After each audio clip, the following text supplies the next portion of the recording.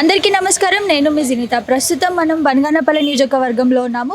ప్రస్తుతం ఇక్కడ కొన్ని రోజుల్లో ఎలక్షన్స్ రాబోతున్నాయి కాబట్టి ఎన్నికల పరిస్థితి ఎలా ఉందన్నది కనుక్కునే ప్రయత్నం చేద్దాం.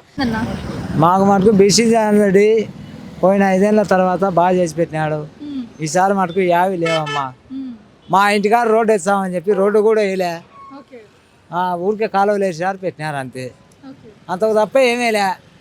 జనసేన ఈ రాజశేఖర రెడ్డి ప్రభుత్వంలో ఏమేలే, రోడ్డు కానీ వేయలే. జగన్ ప్రభుత్వంలో రోడ్డు కానీ వేయలే, మొత్తం కాలువలు వేసినారు అట్టే పెట్టినారు ఇంటికాడ. ఇంకా ప్రభుత్వం వచ్చినా కానీ ఏమేస్తారు ఏరుగా. జనార్దన్ రెడ్డి వచ్చే మాకు బాగుంటుంది. బీసీ జనార్దన్ రెడ్డి బాగుంటుంది.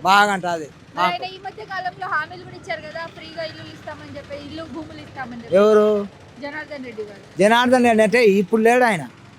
అవును లేరు, అదే వస్తే గెలిస్తే ఇస్తామంటున్నారు కదా. గెలిస్తే వచ్చి ఇస్తామని చెప్పినాడు. ఆయన ధర్మాత్ముడు. 10 మంది 10 ఏళ్ళకు ఉబ్బో పెడతామని చేస్తాడు, అన్నీ చేస్తాడు. ఈ ముఖ్యమంత్రి వచ్చినాడు, మన మీటింగ్కి వచ్చినాడు, వాటర్ ప్యాకెట్లు కానీ లేకుండా వేసి పెట్టినాడు. ఏం చేయాలా? జగన్ అన్యాయం చేస్తున్నాడు జనాలకి చెప్పేసి అంటున్నారు. ఎందుకు జగన్ అన్యాయం చేస్తున్నాడు జనాలకి అని చెప్పేసి? ఆయన ఏం అన్యాయం చేయలేదు, చెట్లే. ఆయన చెప్పిన పథకాలన్నీ వస్తున్నాయా? 9 రాలేమ్మా, సరిగ్గా అందలే. అందలే. మా సపోర్ట్ మనకు పక్కా బీసీ జనార్దన్ రెడ్డికి. ప్రస్తుత రాజకీయ పరిస్థితి ఎలా ఉందండి ఇక్కడ ఊర్లో? కడక వేరుకుంటానా మొత్తం బీసీ గాలి, తెలుగుదేశం గాలి. టీడీపీ 100%. జగన్ పాలన ఎలా అనిపించింది? జగన్ పాలన 100కి 30 మార్కులు వచ్చు మేడం. ఏమేమి హామీలు ఇచ్చారు, ఏమేమి చేయలేదు? ఎవరు జగన్ గారు ఏం చేసినా ప్రజలను నిలుదోపిడి చేయడం మేడం. వాడు ఎన్ని సంక్షేమ పథకాలు చేసినా, ఎన్ని స్కీములు పెట్టినా, ఏం చేసినా మళ్ళీ జనాలతో నిలుదోపిడి చేసి ఆ లెక్కలు రాబట్టుకోవడం మేడం. వేరేదేం లేదు. వాడు ఒక చేత ఇస్తున్నాడు, ఒక చేత పిక్కుంటాడు అంతే. ఇప్పుడు 10 లెక్క ఇచ్చాను జనాలు చూపిస్తాడు, 20 లెక్కలు లాక్కుంటాడు అంతే. జనాలు అది తెల్లడం మరి. జనాలకు ఆ 20 లెక్కలు లాక్కుండే విషయం తెల్లడం అంతే. అది ఇంకా మందు నిషేధం అనేది ఇంకా అది ఇంకా ఘోరమైన ఇది కదా మేడం. నిషేధం చేస్తే మేరే కదా మేడం. ఆడ చేస్తాడు అవుతుందా? కాలే కదా. నెక్స్ట్ ఎలక్షన్లకి రానన్నాడు. నిషేధం చేసి నెక్స్ట్ ఎలక్షన్లకి నేను ఓటు అడగను అన్నాడు. కానీ ఆ మాట నిలబడతాడా? ఆడ నిలబడతాడు మేడం. మరి టీడీపీ కాదు మేడం, చంద్రబాబు నాయుడు అడ్మినిస్ట్రేషన్ ప్రపంచంలో ఎవరు లేరు మేడం. దాని గురించి మాట్లాడాల్సిన అవసరం లేదు. ఇంకా చంద్రబాబు నాయుడు చేసిన పనులు మేడం. ఇప్పుడు చదువుకునే నిరుద్యోగులకు జాబులు రావడం కానీ, ఇంకోటి కానీ, అడ్మినిస్ట్రేషన్ కానీ, ప్రజలకు పాలన అందించడం కానీ.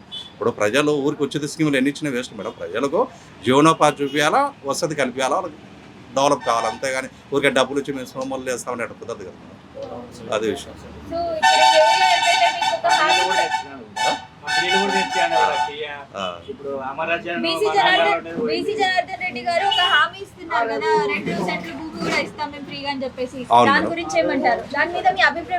అదే దేశ చరిత్ర అనేది ఇది ఒక రికార్డు మేడం. వండర్. దాదాపుగా 60 నుంచి 100 కోట్లు అవుతుంది మేడం. మా బనియాపల్లి కాన్స్టిట్యూన్సీలో 2 సెంట్ల స్థలం లెక్క బీదవాళ్ళకి ఇవ్వాలంటే మా అంచనా ప్రకారం 100 కోట్ల పైన అవుతుంది మేడం. ఆయన గవర్నమెంట్ వచ్చినా రాకపోయినా ఇస్తా అంటాడు.